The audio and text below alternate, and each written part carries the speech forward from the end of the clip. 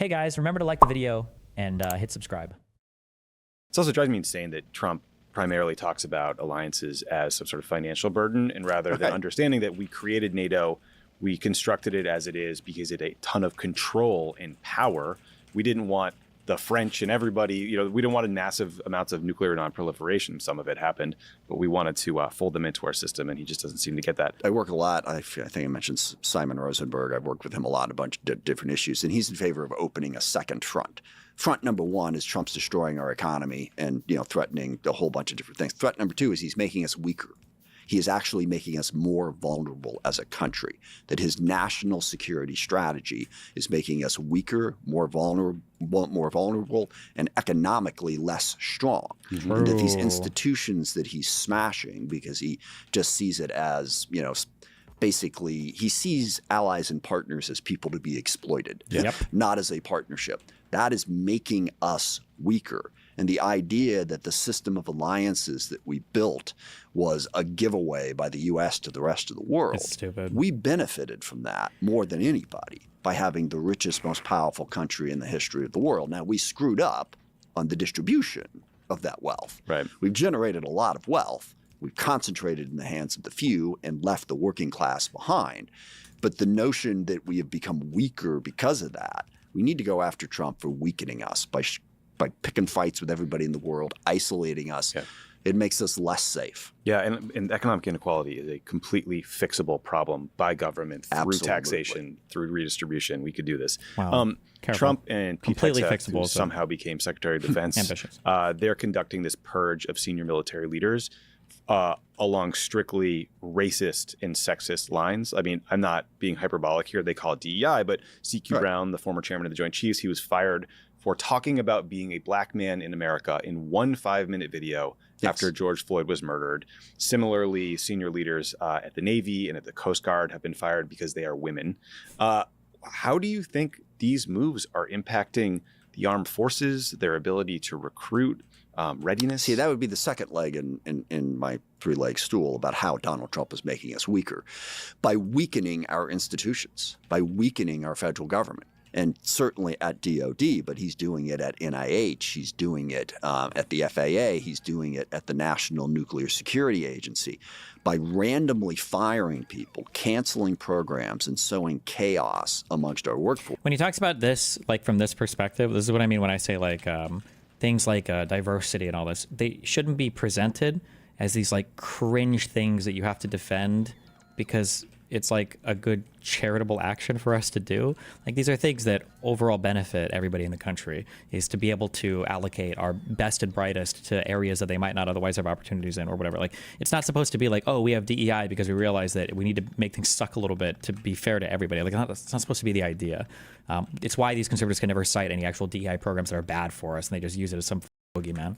Force. He is making us weaker, and yes, he is making us weaker at the Pentagon. I have a death of Stalin analogy, which I like to use at this point.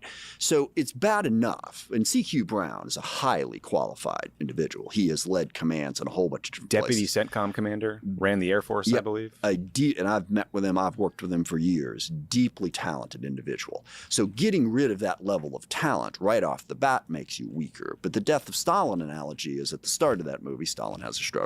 Doesn't die, and they show up and what do? Well, we got to go get a doctor. Let's get the best doctor available. And the guy's like, we don't really have a best doctor. What do you mean we don't? Well, we either killed them or we sent them to Siberia to make sure that they were loyal to us. So they're all just kind of not that good anymore. Right. And that's what you get, because it's okay. They fired C.Q. Brown and they fired others as well. The people who are left. Now, some of them will be brave, and some of them will say, I'm doing my job and I don't care. And then they'll get fired. But a lot of people say, if this is the way the game is played, I know that being competent, being good at my job is not important. I simply have to be a sycophant and a loyalist to Trump. I'm going to do that, and I'm not going to focus on actually running this place well. That will weaken us all across the board, and certainly at the Pentagon. So, look, Donald Trump is attempting an authoritarian takeover of our country.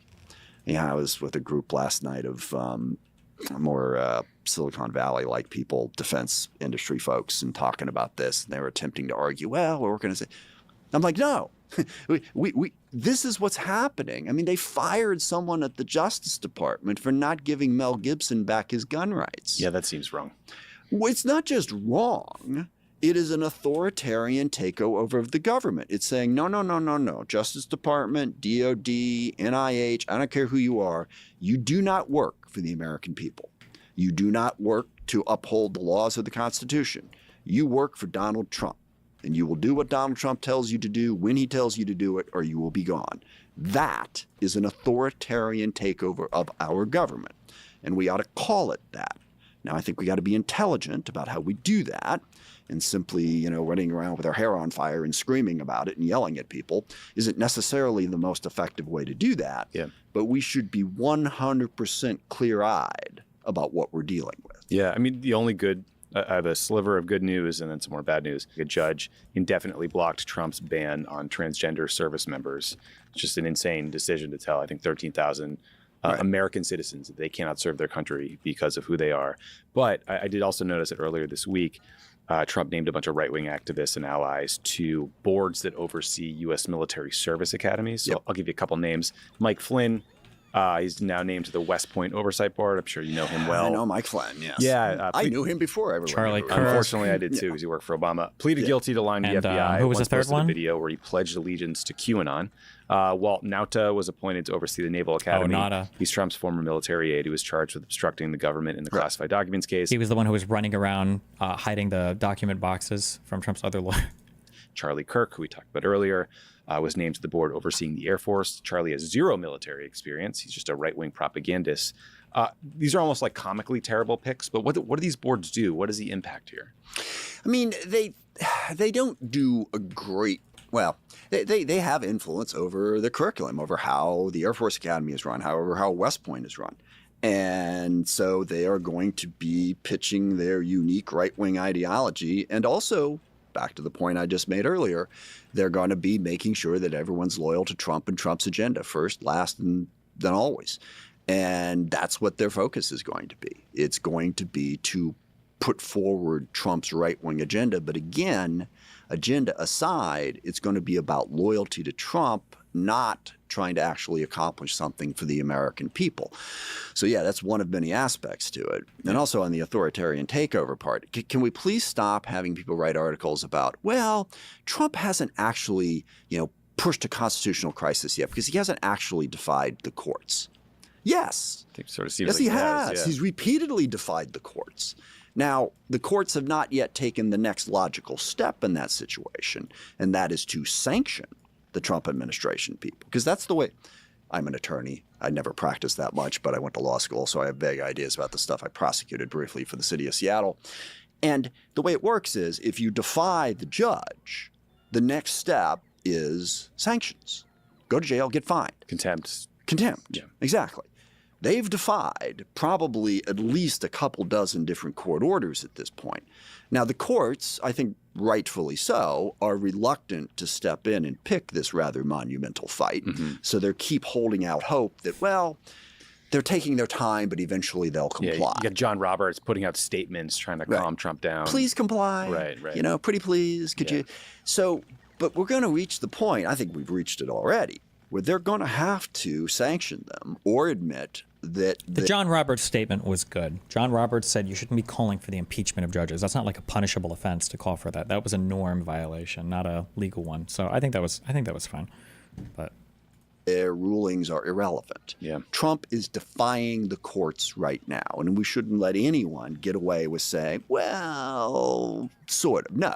He is 100% defying court rulings, and we should hold him accountable for it. Last foreign policy question for you. I mean, this week alone, our America First isolationist anti-war president reportedly greenlit the Israelis restarting bombing in Gaza and ordered the U.S. military to begin the sustained bombing campaign against the Houthi rebels in Yemen.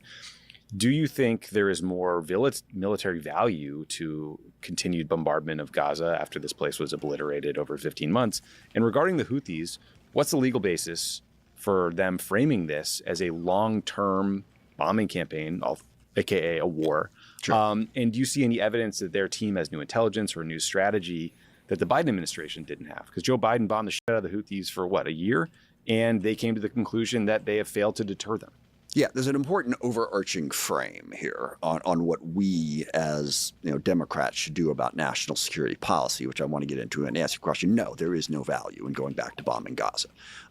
We should not support that.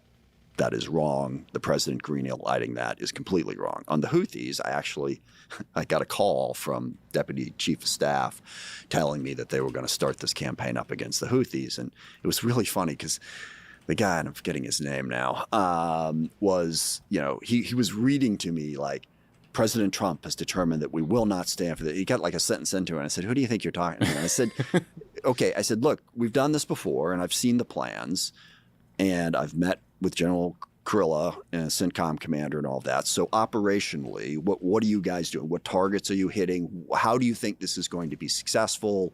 What do we have partners on this? And he kept repeating, I have no operational details for you. I have no operational details for you.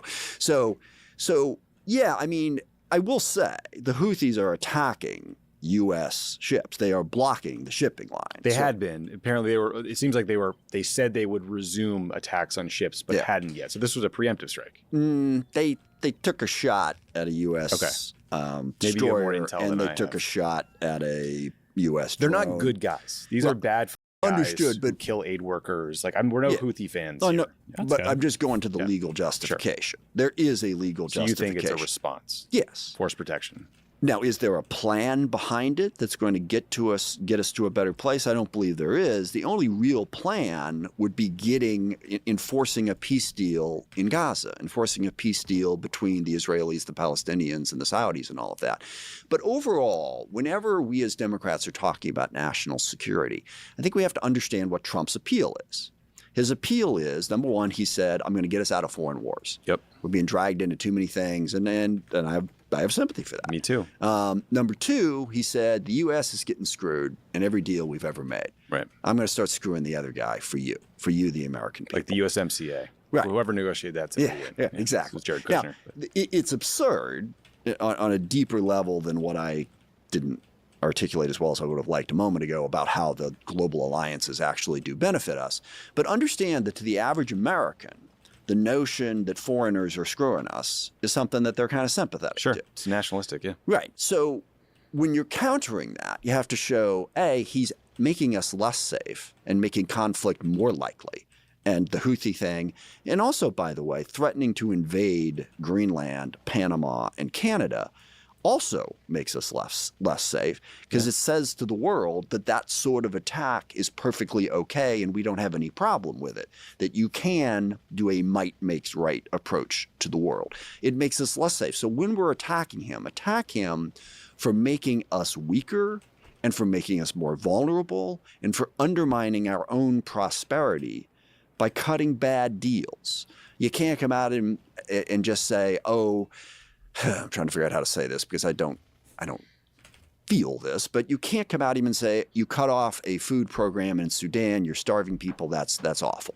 You should be able to say that, and I do say that, but you got to go a step further and show how what he's doing is harming us, harming the American people. Self-interested argument. I fervently believe it is. Now, I also fervently believe that part of being the United States of America is supposed to mean that you care about other people.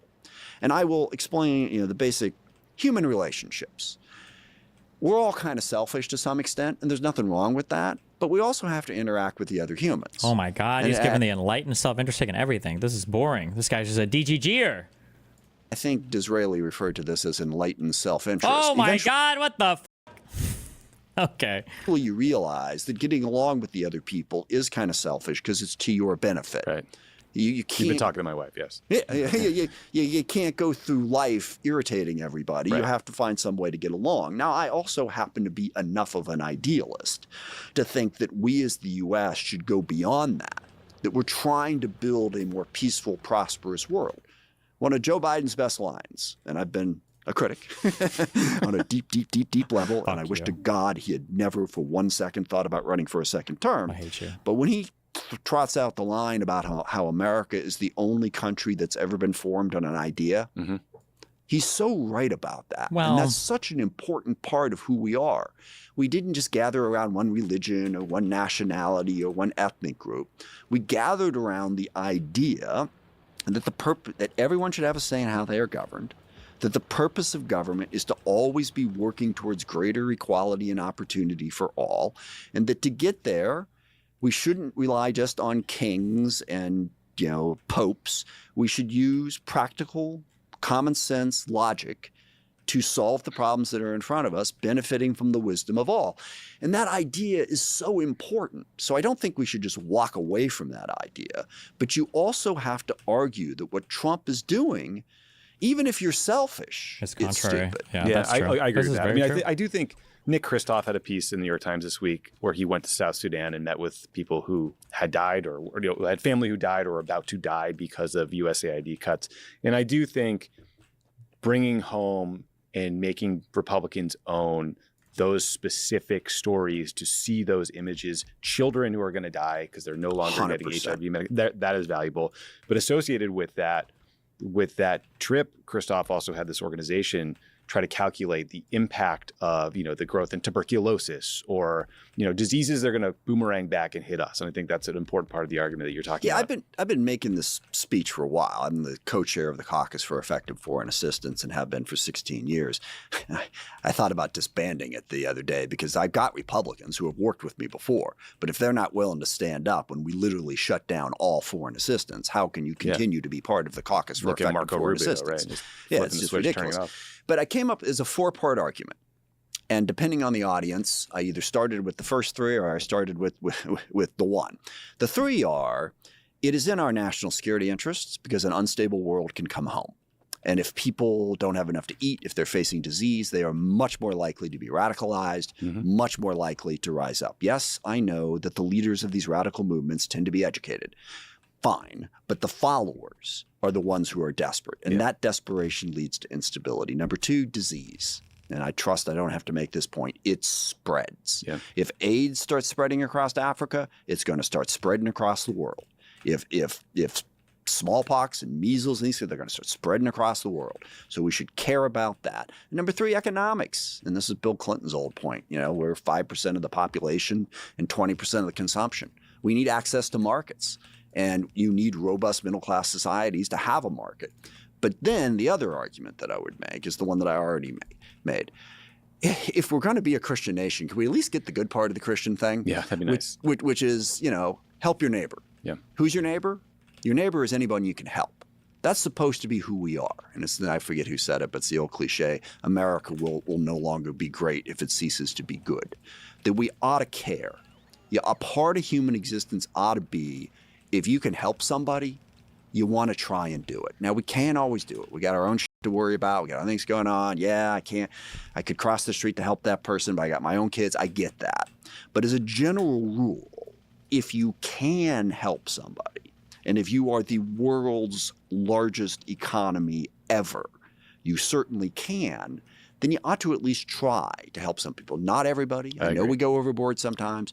And that's the basic argument for why the U.S. should be engaged in the world. I totally agree with all of that. True. So final question for you. You and I have been sitting here for 30, 40 minutes pulling our hair about this autocratic threat to our nation, about the kind of feeling like the Democratic Party is divided and feckless in this moment. I think all of us are waiting for someone to say to the country, it's time to take to the streets. We need mass mobilization. We need protests. We need a movement. We need a show of force in a entirely peaceful way. Where do you think that leadership can come from? Will it come? Are you worried that it hasn't come? Because 2017 felt really different, right? There were marches right away. Now it's just people are scared shitless and reading the news. I think we need to make clear the basic path forward. We need to stop talking about what we can't do. What we can do is we can organize and deliver the message. And that's what we've done here. And I've walked through the message. Call out the autocratic takeover. Don't be shy about it. Number 2, talk about how it's negatively impacting your life. And number 3, make sure the Democratic Party starts working on how to present a more reasonable alternative, actually addresses how to deliver for people. Now, and yes, mobilize in 1,000 different ways. on platforms and elsewhere. But I do think we also have to be smart about it. I don't agree, and this happened with a lot of the Gaza stuff. You know, if you're showing up screaming at people because they disagree with you. Oh yeah, look, I'm not talking about going to Tony Blinken's house and throwing blood on his car. I'm talking about like a couple million person protest, like a women's march. I think that would be great. Lives. But I want to work with, and I want to work with the indivisibles and the move-ons. I think we have to be careful, though, about what we consider. Again, it comes down to politics. You practice politics for the acquisition of political power. That women's march, I think, was the largest march, I want to say, collectively in the entire world. And then we lost abortion. Like, what was the point of that? What do we get from that? Like, I don't know if these things are... Like, it's cool that we got a lot of people, but, I mean, at the end of the day, what did it accomplish? And I think in large part, a lot of it is because there are just no political... there are no actual policies in mind. It's just like rage marching. And then, I don't know. Make sure we do that. And I know that you draw this line. It's like, well, you know, it wasn't the left that was throwing blood on Tony Blinken. It wasn't the left that vandalized my house or a whole bunch of other places. But can we talk to those people maybe? Can we? And I had this conversation about 10 years ago around when abolish ICE became a thing. I was like, that's just not a good slogan. True. I mean, we have to have border enforcement. True. We have to have more legal immigration. We have to have a pathway to citizenship for the undocumented. But abolish ICE, and or it's defund the police. Yeah, but all that, it's the slogan. It's out there. It's everywhere. Yeah, that's fine. Well, have you talked to people about? Well, and the quote I got was, "You can't tell activists how to be activists." Well, and that's not helpful. Well, we shouldn't resign ourselves to being silent when people do unproductive things, but we can never control the furthest fringe. Right? There's dumb people in the world. No, but you got to be careful. This is the streamer argument now. Like, oh, I can't. My audience can't be controlled. I can't do anything about them. Again, the issue isn't always like who's doing it. It's who's talking about it and who's not talking about it. And people do notice that, I think. You're right. You're right. It's a balance.